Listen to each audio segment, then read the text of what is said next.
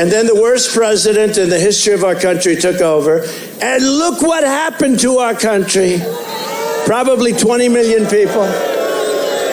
And you know, that's a little bit old, that chart. That chart's a couple of months old. And if you want to really see something that's said, take a look at what happened.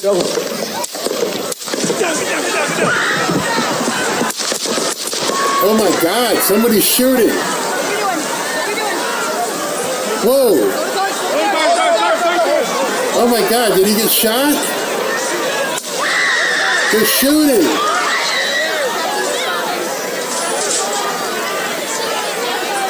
Oh my God. Robert, they're shooting at the Trump rally. Move! Move! Go! I don't know if he got shot or not.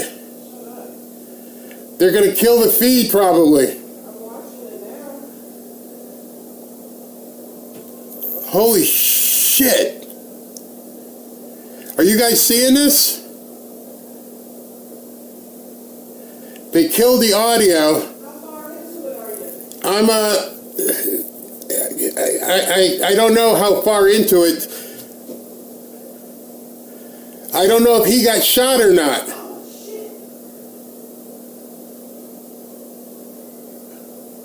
Oh, this is bullshit. Oh my God.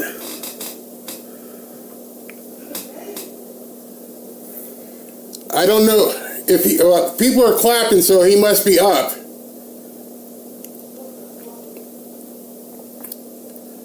Somebody just tried to take Trump out. He got shot. He got shot. Well, there you go, guys. Oh, shit. Unbelievable information right now as we see President Trump being taken away from the podium there in Butler, Pennsylvania. We did hear some shots there. We don't know what it was that happened. Oh, my You're God. looking at the same thing we're looking at right now. I was literally without the suit jacket, just watching the coverage. We heard the loud noises, and we are live right now on Right Side Broadcasting Network. They're not saying the right side of his head was bleeding. Is very concerning at this point. Not sure again what happened there. Oh my God! We do know that people got towards the ground. I can't. I'm still on. I'm listening. We're watching this live with you throughout this country and some around the world. The leader of the free world is right there. How did they get weapons in? I gotta apologize for the language because that was raw footage. We were live that day, 2 years ago today. Doesn't seem like it was that long ago. 2 years ago today, we were all watching a sunny, packed rally, and then the shots rang out. And I had nothing but real emotion. Like many of you, shocked, pissed off. And here we are, 2 years later, and this man is telling people on stages, hey, I'm still the target. And I don't know if you saw this. This just happened literally about an hour ago. This just happened. Police saying that they have arrested a man at the north barricade of the U.S. Capitol building who had a firearm. Firearms are prohibited on Capitol grounds. Now, Capitol Police say that they are working to learn more about the suspect and why he drove to the U.S. Capitol. It's not ending. It's never ending. It's going to continue. And we're sitting here going, how can this possibly be? How can this be the man that they continue to want to kill? And over, he keeps telling us, he's switching planes. They're probably doing decoys and different things with it. It's crazy. But I want to go back and do something a little bit different today.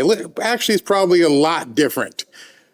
You ever see that movie? I'm sure many of you have seen it. And that movie is It's a Wonderful Life. And when George Bailey is getting ready to kill himself and jump off the bridge, Clarence, the angel, comes down and says, you know what? You wish you never were born, he says to it. I mean, George Bailey says. And he goes, That's it. I'm going to show you what life is like if you were never born. And of course, as you've seen the movie, he goes through and everything is different. The town is different. The woman he married is different. They do not have kids. You do not have a life. Everything is completely different. So today, July 13th, 2026, let's think of July 13th, 2024, if the outcome in Butler, Pennsylvania would have been different. If you dial it back and say, what would have happened if instead of coming up and saying, fight, fight, fight, we saw a hearse or somebody drape a body bag? Where would we be today in America? Because it's really weird when we see everybody, not everybody, we see so many people bitching and moaning about this thing and that thing. And I have to wonder if these people realize if President Trump had been taken out, I'm not sure who would have been the presidential candidate for the right, but I just want you to imagine if they were able to win. You see, the very same people who were complaining and bitching about the housing bill and this thing and Israel and everything else, do they not remember what life was like before? Before, when they threw President Trump off of X and they started deleting people and didn't allow them to even communicate. Robin being one, she got tossed off. She's never gotten her original profile back. Do these people realize, Alex Jones, do you understand? Do you understand the very man that you're criticizing today, Candace Owens, the very man, the very administration that you have built an empire on trashing people? Nick Fuentes, all of you. Do you not realize the only reason you can make a single dime is because of President Trump?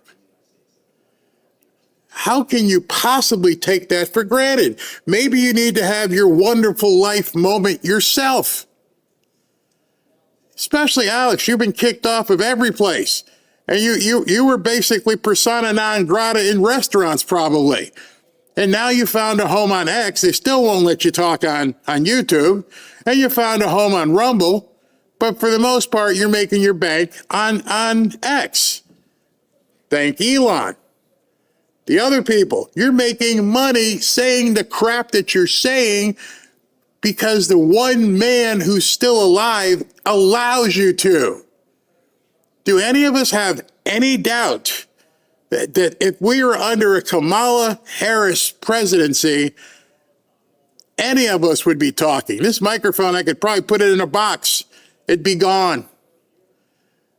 I think too many people need to be shaken and go, what? Do you understand where you'd be? They tried, and I shouldn't say tried, they continue to try to take out President Trump. They missed in Butler by the grace of God. But imagine if they hadn't. Imagine if that bullet found its mark. When we would have woke up on July 14th going, oh my God, what do we do? And there's no 2024 victory. Kamala Harris or somebody worse would be in the White House. What would America look like today in July of 2026? Well, we can probably paint a little brief picture. The border, we can stop right there. Every single one of you remembers looking on television and just seeing this caravan of nuts, of criminals, of people who do bad things to women and little kids just coming across in waves. Now just imagine that never stopped. We're trying to root people out. Whereas if President Trump wasn't here, we wouldn't be rooting them out. They would still be coming. We have a negative net migration for the first time in 50 years. Over 2.5 million of these immigrants have been deported. Many more have left on their own. Just think about that for a second. I don't think enough people look back and go, where would we be? Your towns would be inundated. We have fentanyl deaths plummeting. The border is secure. It's so secure, the media doesn't even talk about it anymore. It's not even a story. Oh, walls don't work. I guess they do. It works so well, you don't even go there. You don't even fly helicopters or drones. There's no story. But if Trump had fallen, we would have fallen. There would have been open borders forever. Millions more pouring in. Cities overrun. Crime exploding. Crime exploding. Oh, that's right. They would have defunded all the police. Maybe not in your specific town, but for most of the town, they would have defunded the police to defend you, who would not be defending you against the people they're letting in. Think back 2 years. Hospitals are swamped. Wages would be crushed for American workers. Your grandkids, my grandchild just left here, just did a job for me, boxed up the rest of the house, the hats. Just imagine, there would have been no hats to give away. We would be paying the price over and over and over. The economy, Trump delivered again. GDP growth, over 4%. They're trying to get to 6%. People thought 3% would have been fantastic. Inflation, dropping. Stock market, records. Millions of new jobs. Tax relief for families, factories, and businesses. Returning the American dream. Enabling prosperity, even though some people on our side don't even like talking about prosperity. Which is insane to me, because you elected the prosperity president. You elected the very man that every time he's out of speech, that guy right there, he's got a lot of money. He lets people know. And I think part of the reason he says it so much is to try to get people to understand, get comfortable in this new pair of shoes. Get comfortable with prosperity. Imagine the brain effing that you had to take to be upset with prosperity. SV, Ashley, and I, and Robin, we talk about it all the time. Like, what the hell is wrong with people? Why are people so upset when people talk, especially I talk about prosperity? And the only reason we can come up with is no one tells them that it's okay. This is 2026 under the Trump presidency. Embrace it. Roll around in it on the floor. Take some $1 bills and just roll around and go, this is awesome. I want to be prosperous. Instead of shunning it, and then worse than shunning it, pointing at other people and saying, you shouldn't want it either. It's bullshit, excuse my language. All of you should be going for all the gusto. Go for every damn thing you've dreamed of. Because 2 years ago, you almost didn't have that ability. 2 years ago, you almost had it shut, probably forever. You were never even going to have the option, the opportunity to be prosperous. And now you're shunning it. I feel like Cher in that movie where I just want to take people, snap out of it. Stop friggin' complaining. Embrace it. Love it. Encourage others. There are people in our chat here who have been here for a long time, and then somehow they broke the shackles of it. And I'm like, wow, it actually worked. Wow, I'm actually doing something. I bought a house. I renovated a house. I started a business. Oh, wow, I embraced AI. Why are they different than you?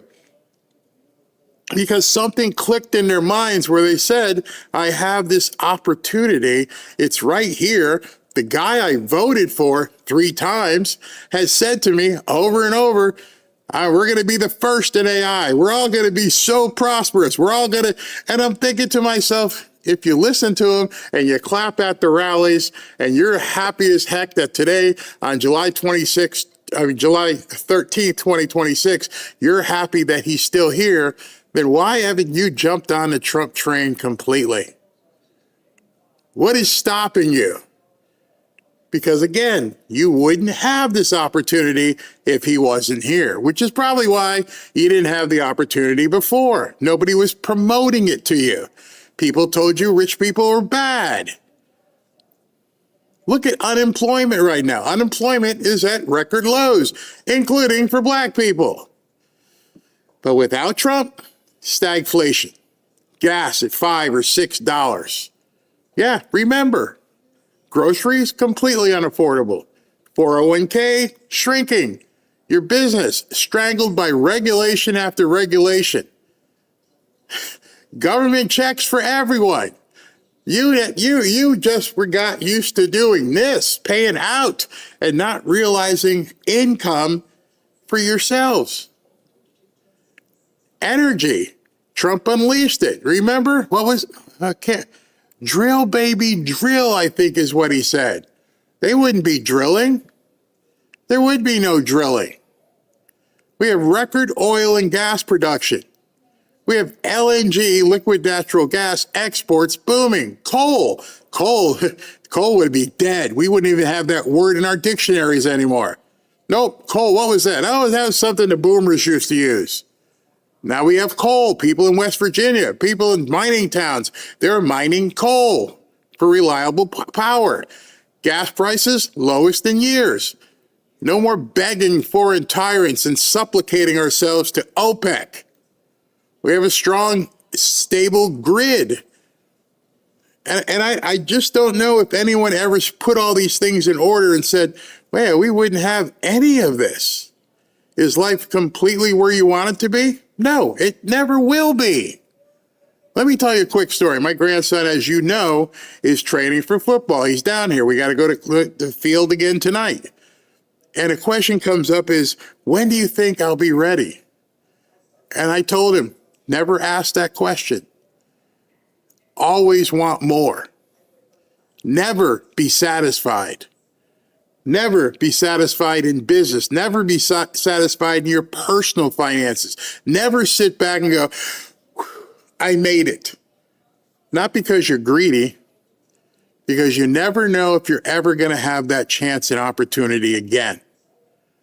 You never know how quickly that opportunity just goes away.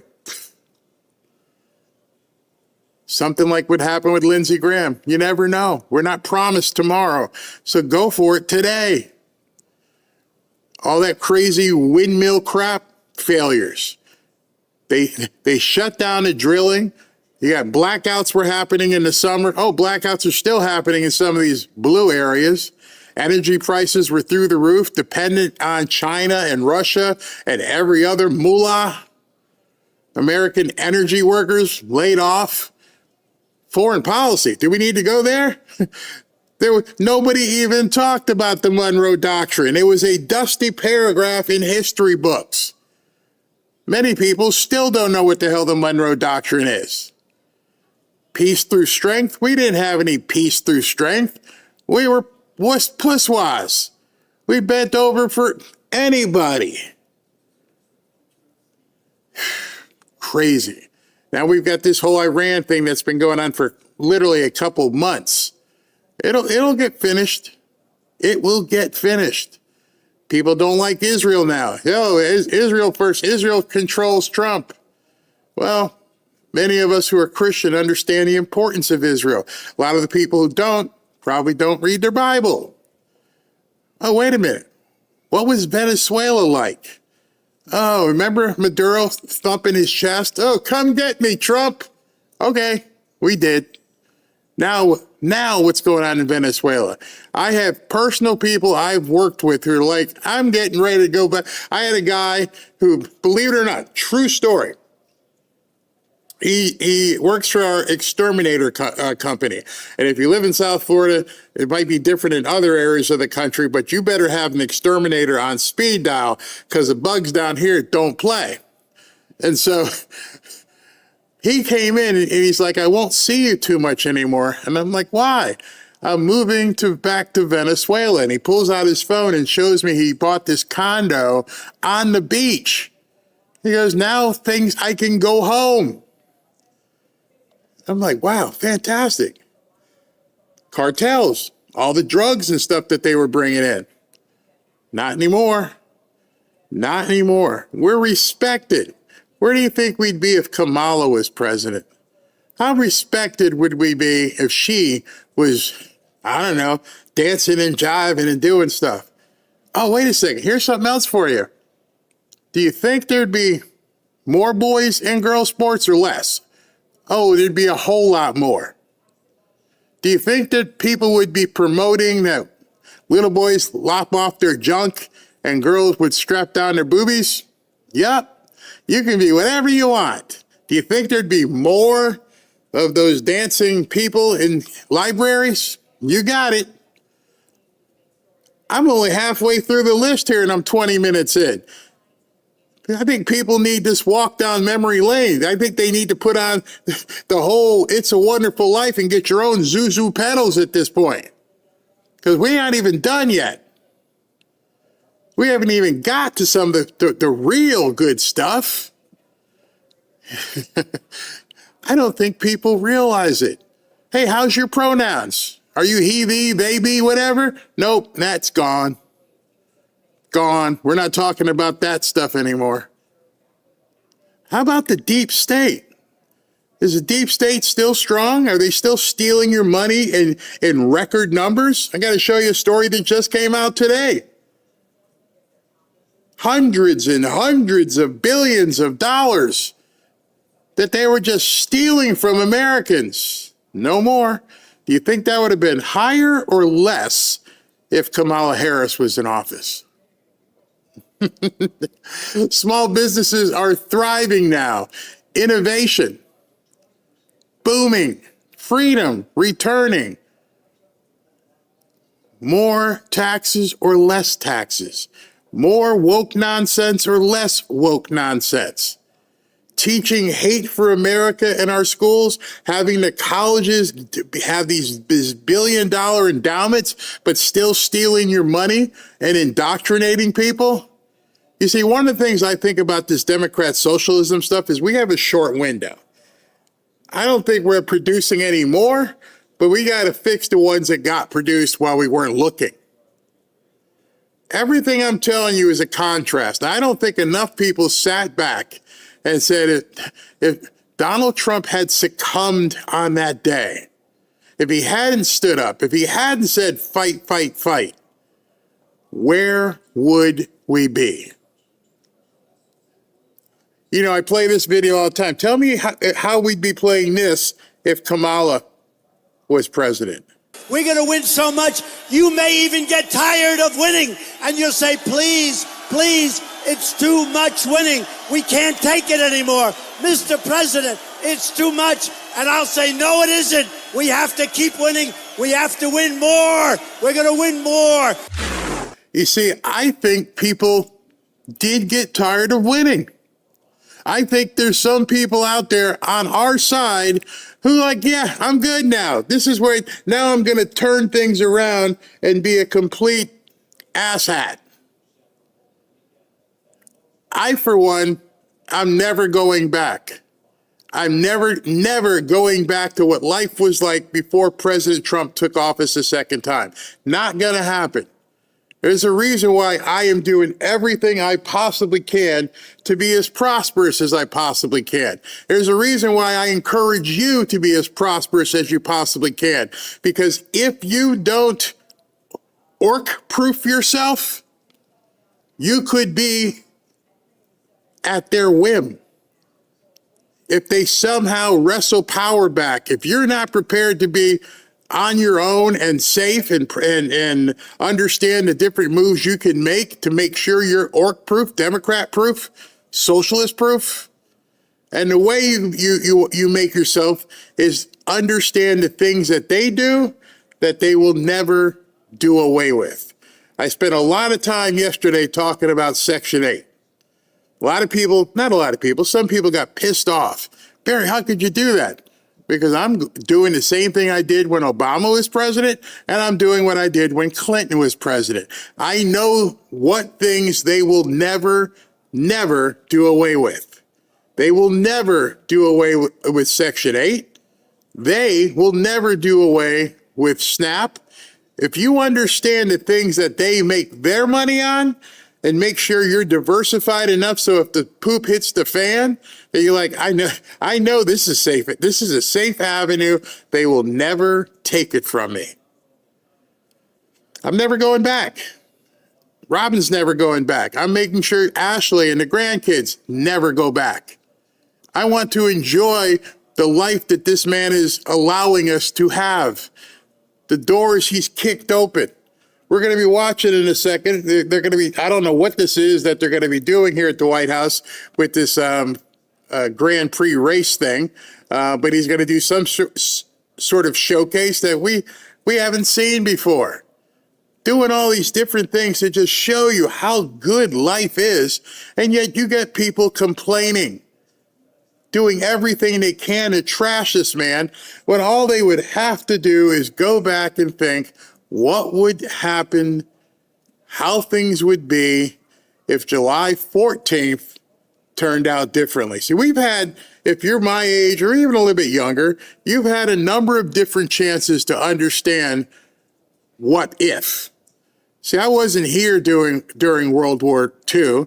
I don't know what would have happened if the Japanese had, actually got their way and the Germans had gotten their way in World War II. So I can't even understand that. I'm like, yeah, I'm glad they vanquished them, but I don't know what life would have been on December 8th if the Japanese were successful on an ongoing basis.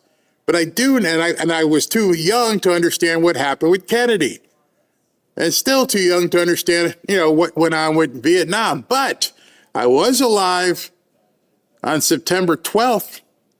I know how we all felt on September 12th, 2001. We were one cohesive unit saying, oh, hell no, this is not how we're going to go out. We got all together on September 12th and said, nope, these guys are not going to knock down buildings and chase us out of town. They're not going to just destroy our way of life. And here we are 25 years later and people forgot it. Or the younger people never experienced it. So this is another one of those moments where you can sit back and think to yourself, what would have happened if that man never got up? And if you say to yourself, the life you think sucks now, the president you think sucks right now, your alternative exposes you as a hypocrite. That's why I have somebody ask me, goes, why do you feel so bad about some of these other podcasters? And I say, because I'm thankful, I'm grateful. I always want to make sure that you go home from the dance from the girl that went with you. This man whatever he's done, this is the guy I'm sticking with. He got me this far. He's done this much for the country. Is he perfect? No. No. But I don't think we're going to see 100-0, but I'd be damn happy with somebody who's got 70, 80, 85% success rate. I would hope that you would be that type of person where you're like, yeah, there are some things I don't like that happen, which is I touched in yesterday with that housing bill. There's some things that don't, it doesn't fit, but I'm good. We're good. We got a lot more upside than we have downside. And I loathe people who try to capitalize on the downside.